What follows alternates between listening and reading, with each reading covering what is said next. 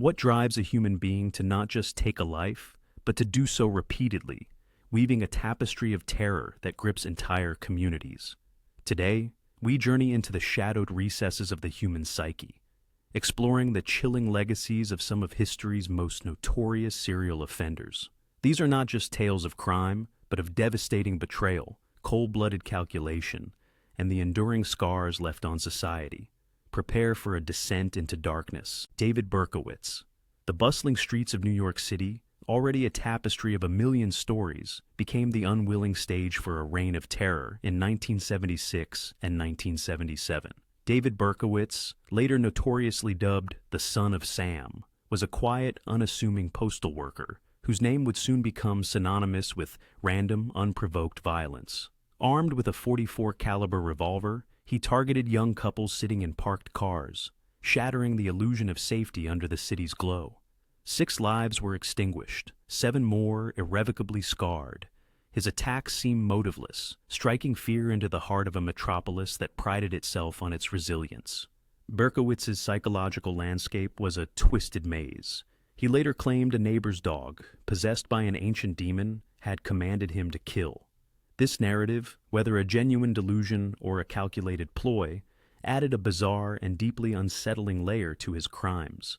The social environment of New York at the time was one of growing unease, with the city teetering on economic hardship, and Berkowitz's spree amplified existing anxieties, leading to widespread panic. Women changed their hairstyles, and late-night rendezvous ceased. The police investigation was one of the largest in the city's history.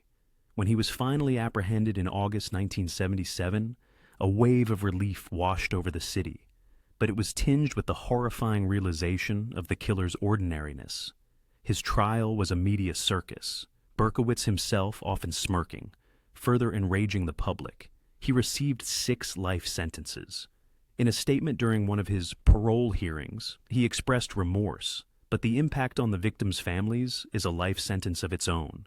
The city's collective trauma, the memory of a summer of fear, lingers. Can a city ever truly heal when its sense of everyday security is so profoundly violated by such inexplicable malice? Rodney Alcala, his charming demeanor and a winning appearance on the popular television show The Dating Game in 1978, painted Rodney Alcala as an eligible, intelligent bachelor. Yet, this charismatic photographer was leading a horrifying double life as a prolific and sadistic serial killer.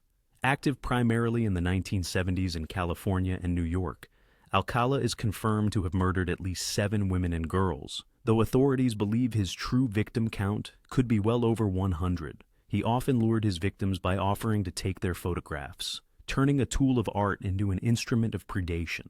His victims were subjected to brutal sexual assault and torture before being murdered, often by strangulation. Alcala's psychological profile suggests a malignant narcissist with extreme sadistic tendencies, deriving pleasure from the complete domination and suffering of his victims. The social context of the era, with its burgeoning freedoms, perhaps made it easier for a predator like Alcala to find and isolate his targets. His intelligence and articulate nature allowed him to evade capture for years, even representing himself in some of his court proceedings with an unnerving confidence.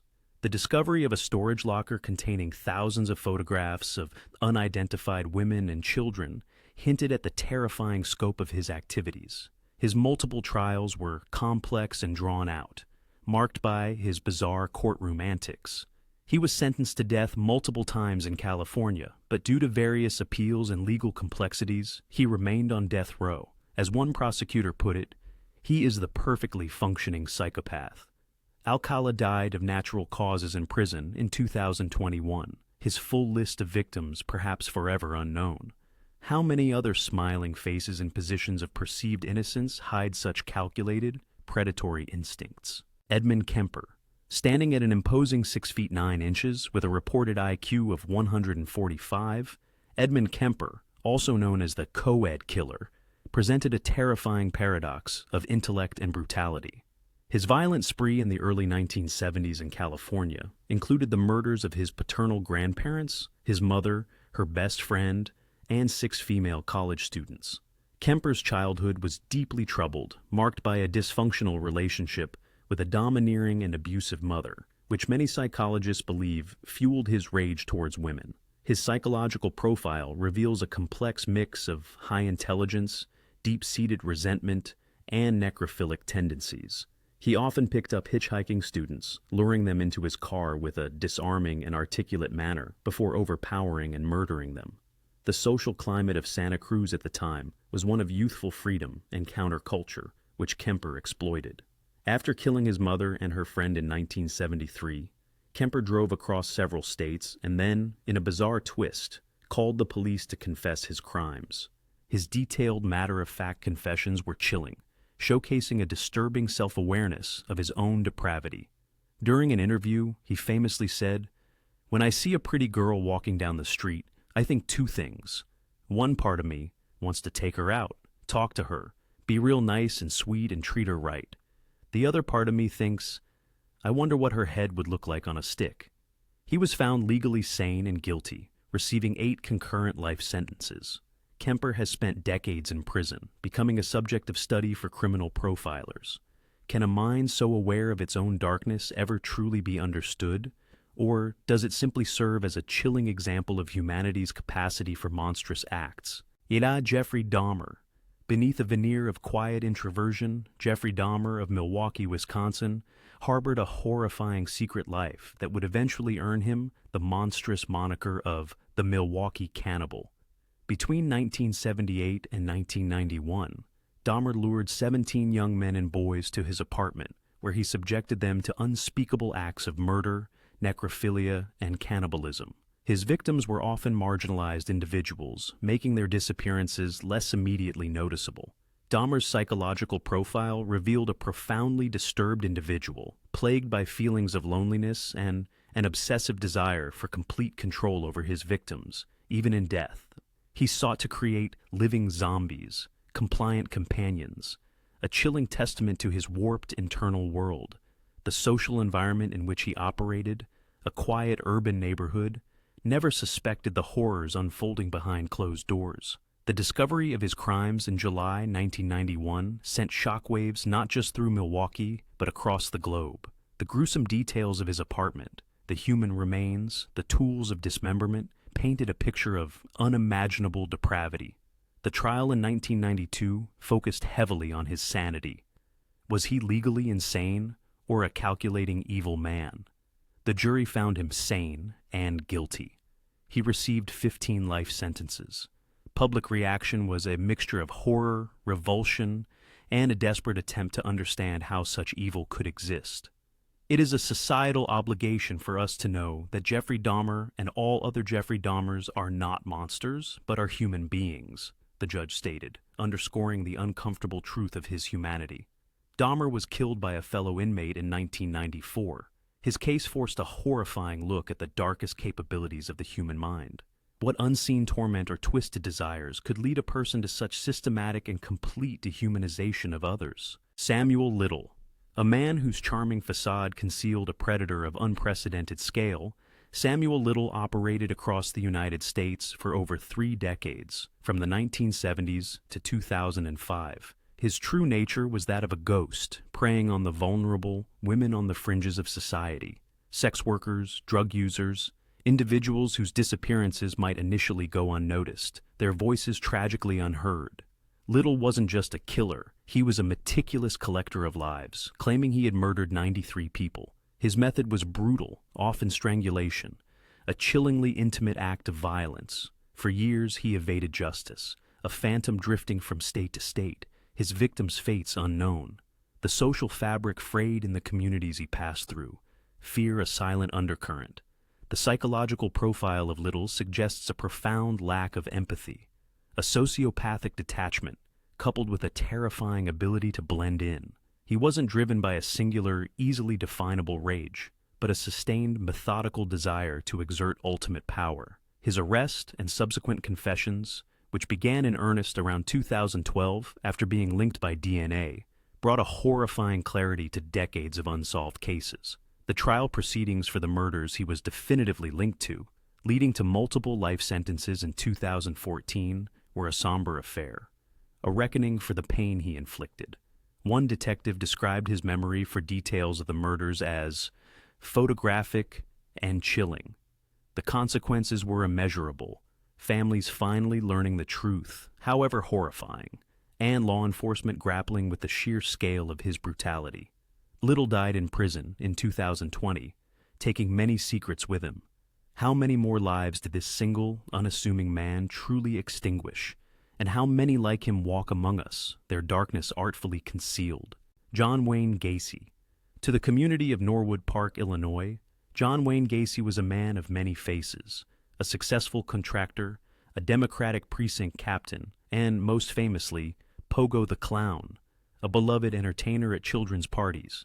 But behind this jovial, public-spirited facade lurked a sadistic serial killer. Between 1972 and 1978, Gacy murdered at least 33 teenage boys and young men. He would lure his victims to his home with promises of work or money, then, in a horrifying betrayal of trust, would subject them to sexual assault, torture, and ultimately, strangulation. The crawl space beneath his unassuming suburban home became a mass grave. Gacy's psychological makeup was a chilling paradox, the outgoing community figure versus the methodical, predatory killer. He exhibited traits of a narcissistic sociopath, devoid of empathy, capable of compartmentalizing his life to an extraordinary degree. The social environment was one of suburban normalcy, making the eventual discovery of his crimes all the more shocking. The investigation began with the disappearance of 15-year-old Robert Piest in 1978. The subsequent search of Gacy's home unearthed a house of horrors. His trial in 1980 was a grim affair, with the prosecution detailing his methodical cruelty. Gacy himself showed little remorse.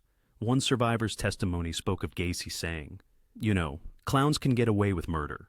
He was convicted of 33 murders and sentenced to death. John Wayne Gacy was executed by lethal injection on May 10, 1994. The legacy of his crimes includes the profound grief of dozens of families and a chilling reminder that evil can wear the most disarming of masks. How could a man who brought joy to children in one breath steal the lives of young men in the next?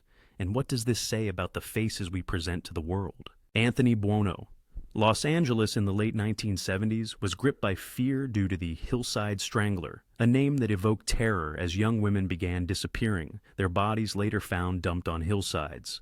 Anthony Buono, a seemingly ordinary auto upholsterer, was one half of this deadly duo, operating alongside his younger cousin, Kenneth Bianchi.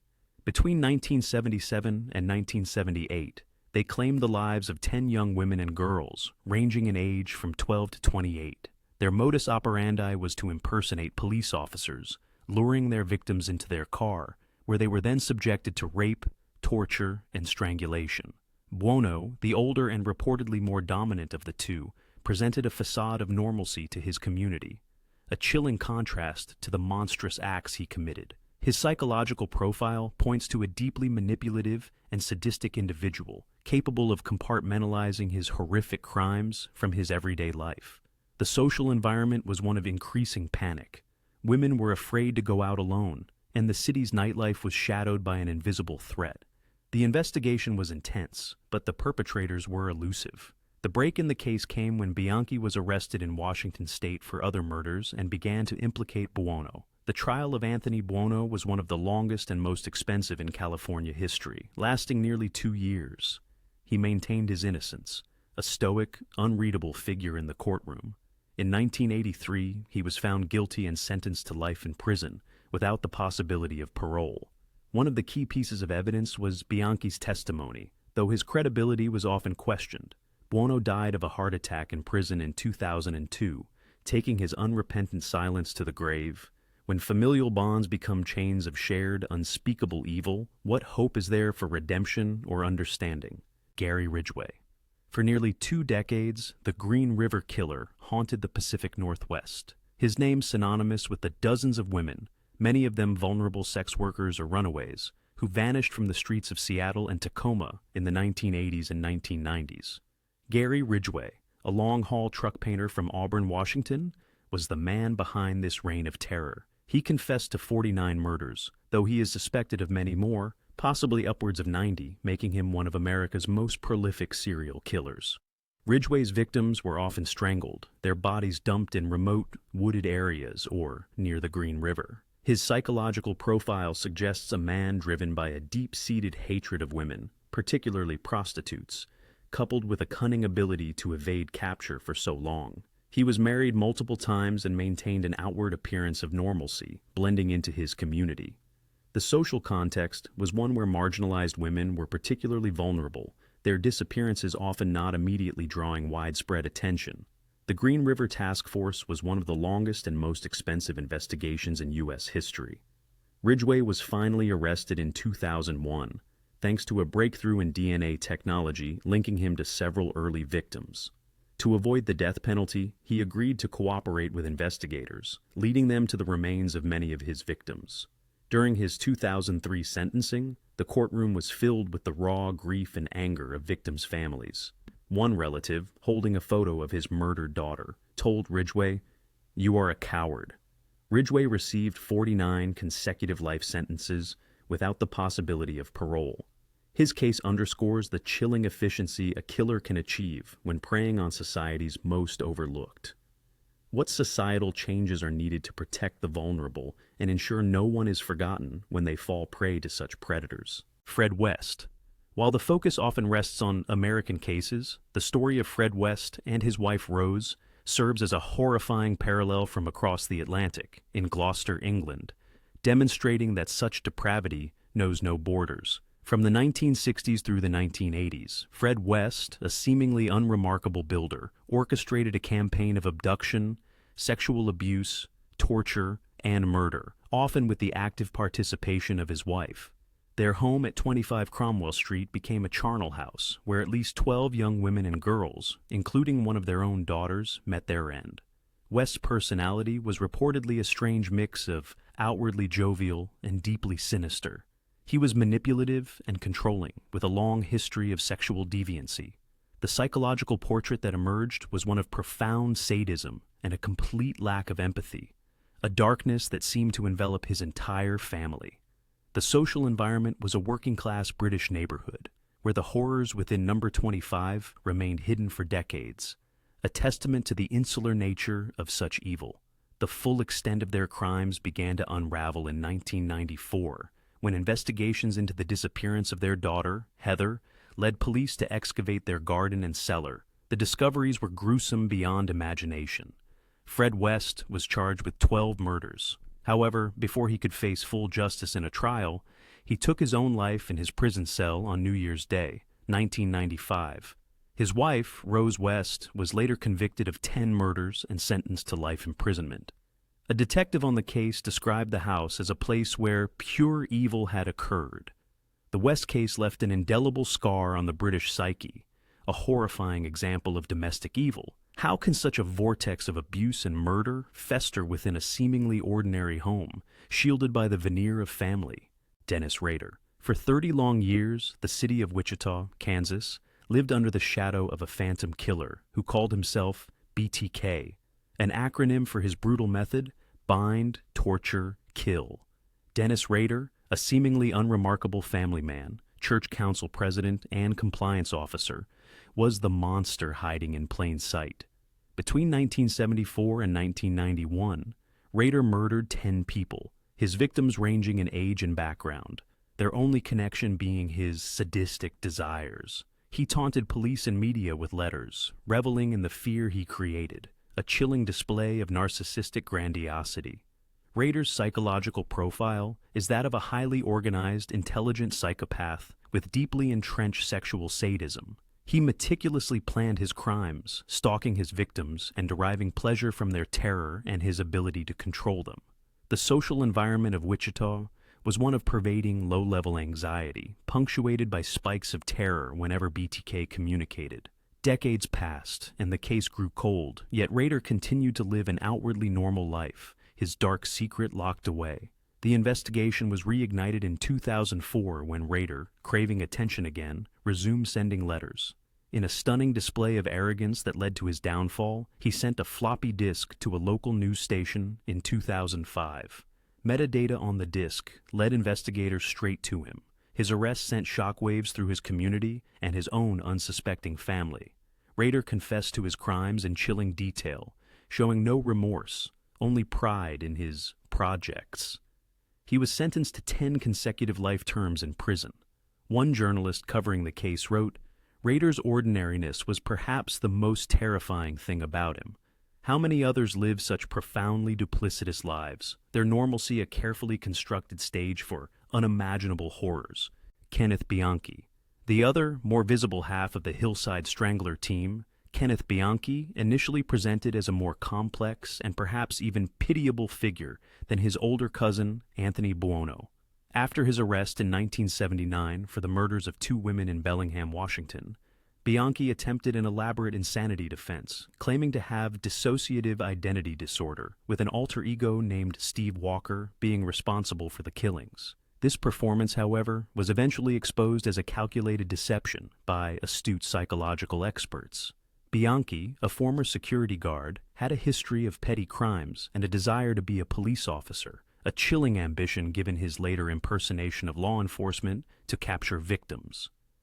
His psychological profile revealed a manipulative, narcissistic personality with a capacity for extreme violence, hidden beneath a veneer of superficial charm. He, along with Buono, terrorized Los Angeles from 1977 to 1978, murdering 10 young women. The social impact was profound, creating a climate of fear that lingered long after their capture.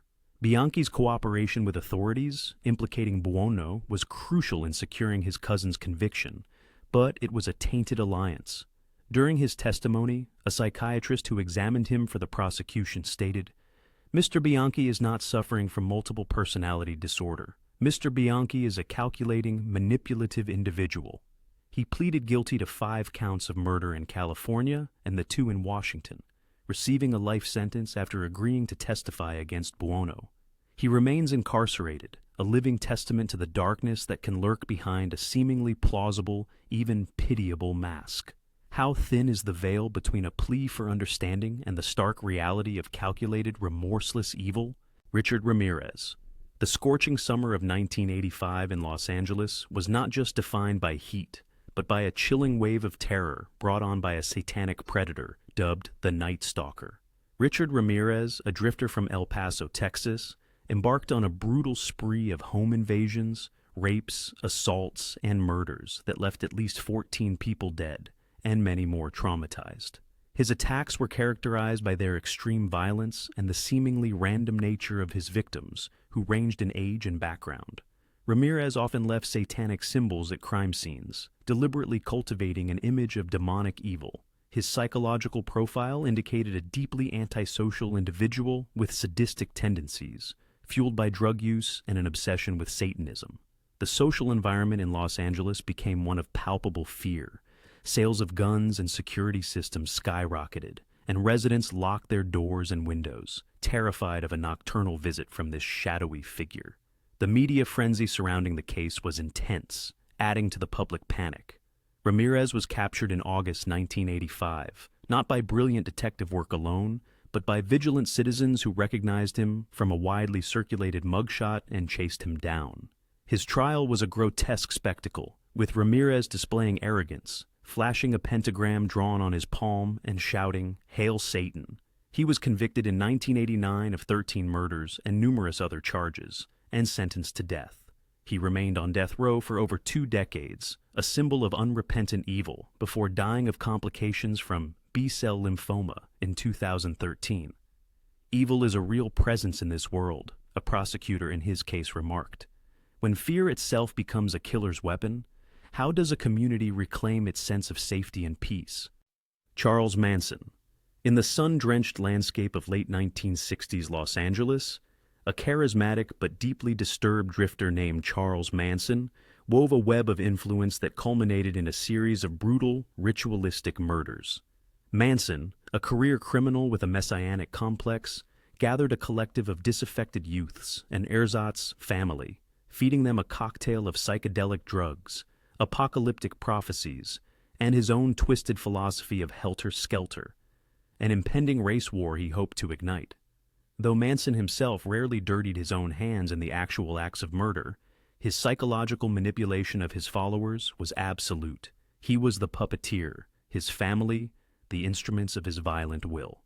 The August 1969 Tate LaBianca murders, which claimed 7 innocent lives, including the heavily pregnant actress Sharon Tate, shocked the nation with their savagery and apparent senselessness. These were not crimes of passion or greed in the traditional sense. They were acts of terror designed to instill fear and chaos.